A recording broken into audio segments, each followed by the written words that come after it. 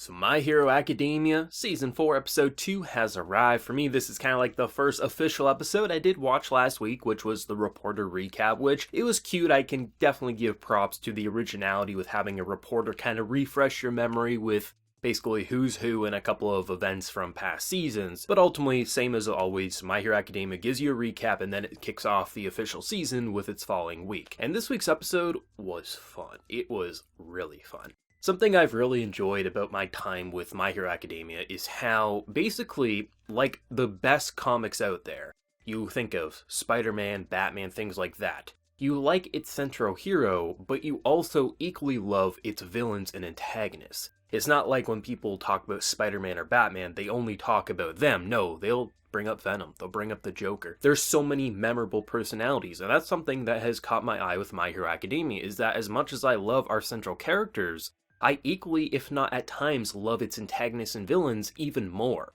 And that's the strength of this series right then and there. Like, the action's great, the comedy can be quite fun, but it's the characters and how interesting they are. The first half of this episode with Shigaraki and Overhaul, I could have watched an hour of that. The tension, the ominous aura, like, that was intense. That was something that I was at the edge of my seat because I love how you can have these conversations with characters who, by all rights of the definition, are either evil or really not that just or righteous. Yet I was at times being like, well, Overhaul's got a point here, Shigaraki. I mean, you had all this power at your fingertips, then you lost it, and now you're saying you're gonna be the head man in charge and, get more power?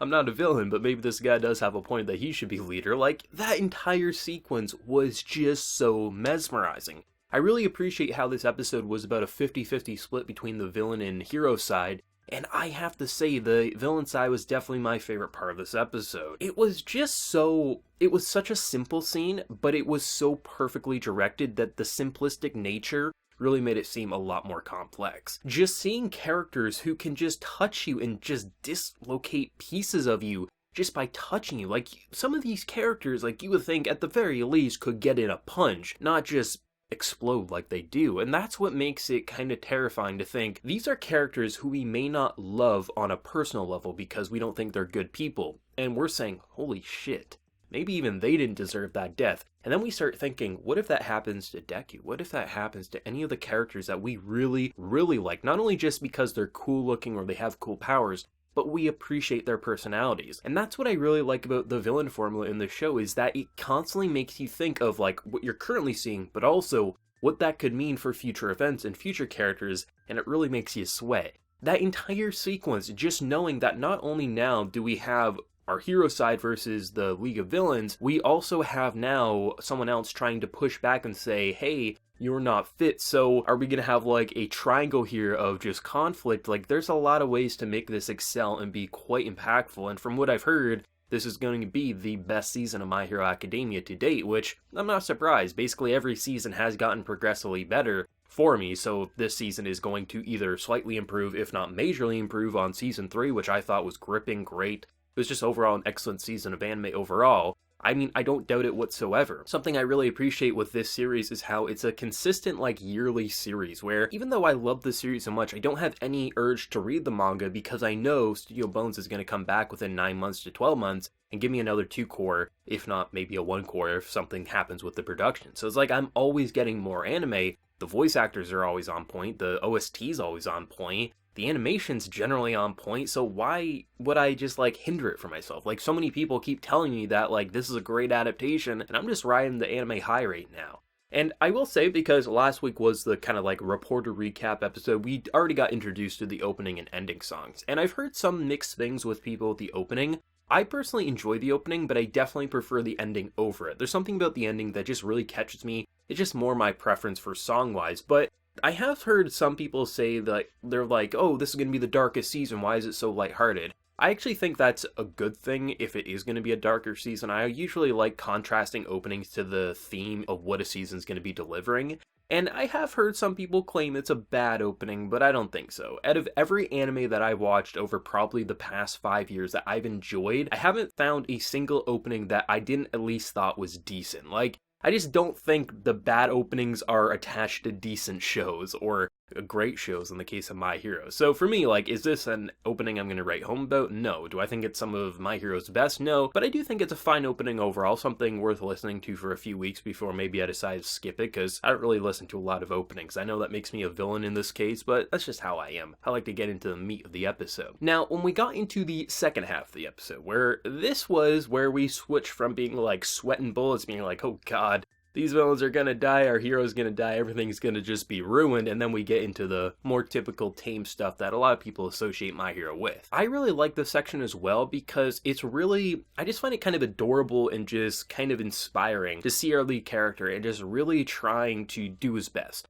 And I mean, you can even get that from the reporter episode with last week. It's just so nice to see how All Might is someone who, for all intents and purposes, like, Togata would have been his successor had he not met Deku. And it's really interesting how the reason that Deku is having a shot at All Might's sidekick to be able to work under him is because of the person who might have been his successor. Like, I can't even imagine what that must do to a brain. You know, you were the number one hero. You essentially can no longer fight. You gave your power to someone who never had it, and originally you were kind of getting this person to be your successor, and now he's the one who's going to make your actual successor potentially work under your former sidekick, who you don't currently communicate with. Like, that has to do some crazy shit to your mind, and I really like that, because he's the kind of character who, usually with a protagonist such as Deku, like, you would want to push back against him, the guy who wants to be the hero, but he's always been a lovable personality since basically day one, if not the very first few episodes of this anime. Because you kind of feel like in a world like this, with like 80% of the population having some form of supernatural abilities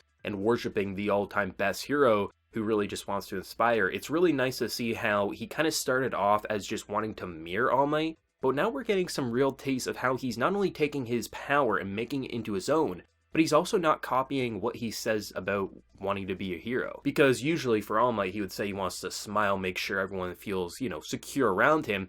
And I like how he starts saying that in this episode, but then quickly shifts to saying, like, he wants to be the best because he's reflecting on all the people who worry about him, because he doesn't want people to worry about him. He wants people to trust that he is a hero, that, you know, if he's going to be fighting the worst of the worst, people are going to be inspired and believe that their son, their friend, their ally, their rival, he's going to come back and he's going to continue to be whatever that is to you. And that's what I really like, is that within its first, like, official story episode, they once again highlight that this isn't the same kid from season 1. He really has evolved both with his powers as seen with season 3. He's starting to make his ability his own, which is nice that it's not just a copy and paste, which a lot of authors would do that and just make it kind of feel like, well, can you not write a different character? Do you really have to just rehash the same one? But something with My Hero is that all the characters feel unique and distinct, which is kind of impressive, especially seen by how many characters there are in this series, which is why I have such a hard time keeping up with all the names. But it's really nice. It's just really heartwarming and just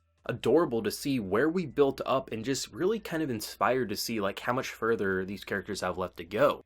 And the end of the episode was quite humorous, especially seen by how I thought this dude was gonna be firing people, because, you know, we learned that he wants people to make him laugh, and I was like, oh shit, someone's gonna get fired, Deku's gonna have his work cut out for him. And then it's a tickling machine, like, and just the faces and trying to, like, imitate All Might, which then pisses him off. Like, next week's gonna be fun. Like, I don't think Deku's gonna be, like, thrown out a window, but, I think it's gonna be probably pretty unexpected, at least for someone who has no experience with the manga like myself. This episode, it just feels good to not really worry about My Hero Academia. Every year I come back at some point in the year to watch more, and I only have hope. And by the end of an episode, I leave wanting to see more. And not many series can do that, especially with how many consecutive seasons there's been, and just the dips, they aren't really there, and the story just keeps getting better. And that's kind of impressive to me and a little mind-blowing. My Hero Academia has a weird fandom to me, because usually, like, when it's in the off-season, the anime's not around, I'll always see someone either mad at the mangaka for